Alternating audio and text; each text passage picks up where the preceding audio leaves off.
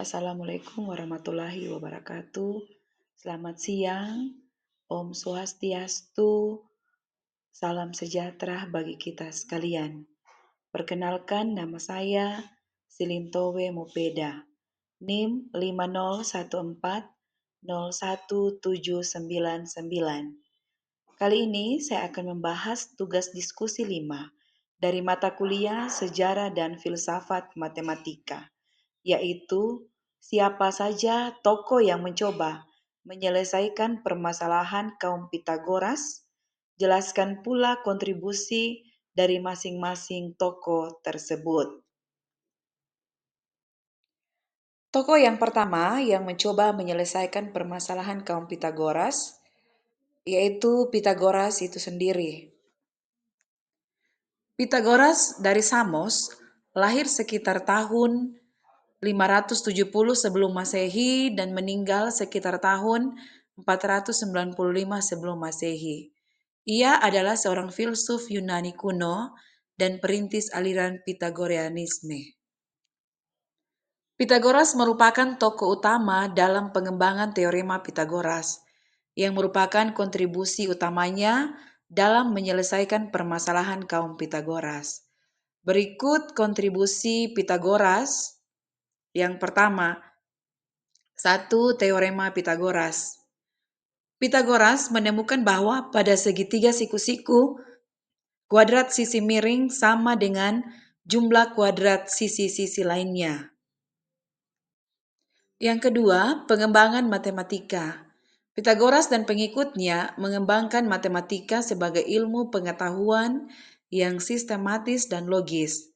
Mereka mempelajari bilangan, geometri, dan hubungan antara keduanya. Dan yang ketiga, filsafat matematika. Pitagoras memiliki pandangan bahwa segala sesuatu di dunia berhubungan dengan matematika dan dapat diprediksikan serta diukur dalam siklus beritme. Pandangan ini mempengaruhi perkembangan filsafat matematika. Tokoh yang kedua yaitu Hippasus dari Metapontum. Hippasus dari Metapontum adalah seorang filsuf dan matematikawan Yunani kuno yang hidup pada abad ke-5 sebelum Masehi. Ia merupakan anggota sekolah Pitagoras dan dikenal karena penemuan pentingnya dalam matematika. Adapun kontribusi dari tokoh Hippasus dikenal karena penemuan bahwa hipotenusa dari segitiga siku-siku sama kaki dengan sisi siku-siku masing-masing 1 adalah bilangan irasional. Tokoh yang selanjutnya yaitu Eudoxus dari Cnidos. Eudoxus lahir di Cnidos, Asia Kecil sekitar tahun 408 sebelum Masehi sampai tahun 355 sebelum Masehi. Ia belajar matematika dan astronomi di Athena dan kemudian menjadi murid Plato. Eudoxus dari Cnidos merupakan matematikawan Yunani kuno yang memiliki kontribusi penting dalam menyelesaikan permasalahan kaum Pitagoras, terutama terkait dengan bilangan irasional. Kontribusi besarnya dari penyelesaian permasalahan kaum Pitagoras, Eudoxus mengembangkan teori proporsi yang memungkinkan matematikawan untuk bekerja dengan bilangan irasional dan rasional dalam cara yang lebih sistematis. Segala sesuatu didasarkan pada definisi terperinci dari rasio ukuran besar atau jarak. Tetapi ukuran-ukuran itu sendiri dibiarkan tidak didefinisikan. Oleh karena itu, masalah pendefinisian bilangan-bilangan irasional sebagai bilangan dihindari sepenuhnya. Teori ini membantu menyelesaikan permasalahan kaum Pitagoras terkait dengan bilangan irasional.